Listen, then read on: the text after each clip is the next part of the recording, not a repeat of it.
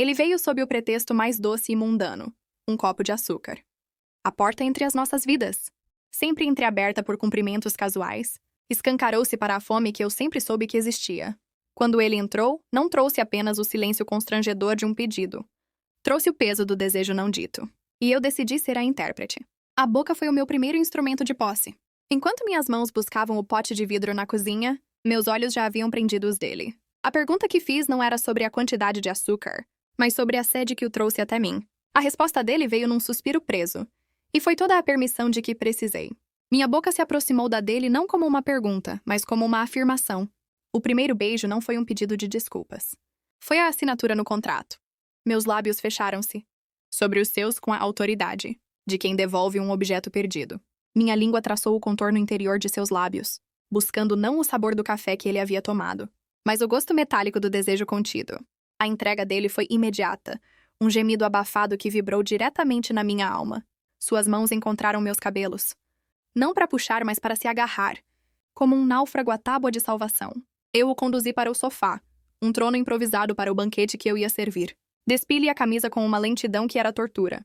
E cada centímetro de pele revelada era uma nova página do meu domínio. Quando me ajoelhei entre as suas pernas, o olhar que trocamos não era de súplica, mas de reconhecimento. Ele estava ali para receber.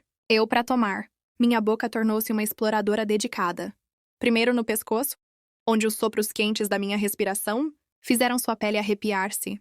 Antes mesmo do toque, meus lábios percorreram a linha de seu queixo, a curva de suas clavículas, enquanto meus dedos apertavam sua cintura, marcando o ritmo da sua rendição. Ele arquejava, seu corpo um arco tenso sob a melodia que eu compunha com a língua. Tessa! A textura do seu zíper sob meus dedos era como o ruído preliminar antes do silêncio sagrado. Quando a palma da minha mão se encaixou sobre a tensão evidente do seu corpo, um tremor violento percorreu o todo. Seus quadris elevaram-se num movimento involuntário, uma oração silenciosa. E então minha boca fechou-se sobre ele. Não foi um ato de submissão. Foi a consagração final da minha autoridade. Minha língua traçou o caminho, do seu êxtase com a precisão de um cartógrafo mapeando um território cobiçado. Um gosto salgado e primitivo inundou-me os sentidos. Era o mel da fonte, o prêmio pelo meu açúcar. Seus gemidos tornaram-se mais altos, descontrolados. E as suas mãos nos meus cabelos já não se agarravam, mas suplicavam, pressionavam. Cada tremor do seu corpo, cada contração abdominal, era uma palavra no vocabulário do prazer que eu ditava. E no auge daquele ritual, com o sabor da sua essência na minha língua e o som da minha vitória nos seus lábios, eu soube. O gosto doce e salgado dele ainda estava na minha língua quando me levantei, traçando uma linha imaginária de seu corpo ao meu, com um último beijo languido em sua boca. Seus olhos, vidrados e escuros, seguiam meus movimentos como se eu fosse o eixo do seu mundo. E naquele momento eu era. A transição do meu joelho, no chão para o meu domínio sobre ele no sofá foi tão fluida quanto a maré, cobrindo a areia. Uma força natural, inevitável. Minhas mãos, que há instantes estavam suaves, tornaram-se firmes. Empurrei-o para trás contra os almofadões, e o som abafado do seu corpo. Recebendo o meu peso foi a primeira batida da nossa nova música. A pele dele, quente e levemente úmida, colou-se à minha. O atrito criava um calor que ia muito além do físico. Era a combustão da rendição. Eu guiava. Sussurrei as palavras contra seu pescoço, mais um sopro de comando do que um segredo. Meus quadris se moveram contra os dele, estabelecendo o ritmo, lento, profundo, hipnótico. Era uma dança ancestral, onde eu liderava e ele se entregava. Seu corpo um instrumento afinado pelo meu toque. Suas mãos percorriam minhas costas, desesperadas por tração, mas não havia para onde fugir, a não ser mais fundo no turbilhão que eu criava. O quarto virou ritmo. O som da nossa respiração ofegante era a melodia, o impacto suave das nossas peles a percussão. Cada entrada minha era uma afirmação, cada recuo uma promessa de retorno. Ele arfava seu rosto enterrado no meu, ombro para abafar os gemidos que eu extraía dele com uma precisão cirúrgica. Era uma batalha onde a única vitória possível era a derrota mútua no êxtase. Mudei o ângulo, uma inclinação sutil dos meus quadris, e senti o corpo dele estremecer como se tivesse levado um choque.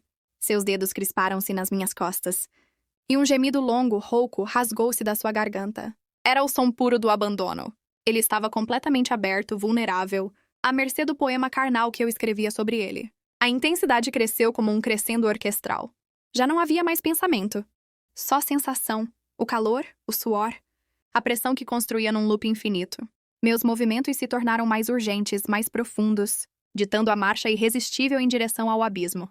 Ele me olhou, e seus olhos estavam cheios de um espanto reverente, como se testemunhasse algo divino e terrível ao mesmo tempo. E no silêncio tenso que precede a tempestade, entre um movimento e outro, eu soube. Cada movimento meu era uma palavra num poema que só nosso corpo entendia. O ritmo frenético do nosso corpo chegou ao ápice. Um precipício de sensações onde o mundo exterior havia deixado de existir. Senti os músculos da sua barriga contraírem-se sob as minhas mãos. Um terremoto iminente anunciando a erupção. Seus dedos enterraram-se nos meus braços. E um gemido rouco gutural ecoou no quarto. Um som que era tanto uma prece quanto uma rendição incondicional.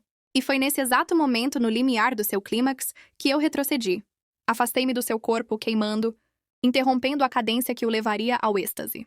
Seus olhos se abriram, turvos e desorientados. Um misto de confusão e agonia estampado no rosto. Um queixo trêmulo, um suspiro que foi quase um lamento. Ele estava à beira do abismo, e eu havia puxado ele para trás. Sem uma palavra desci. Voltei a me ajoelhar entre suas pernas, mas desta vez não como uma súplica. Era uma reivindicação. Um ato de domínio final. Minha boca, que havia iniciado o fogo, seria a única a apagá-lo. Minhas mãos imobilizaram seus quadris contra o sofá, ancorando-o na realidade enquanto a minha língua o levava de volta ao paraíso. Ele gritou.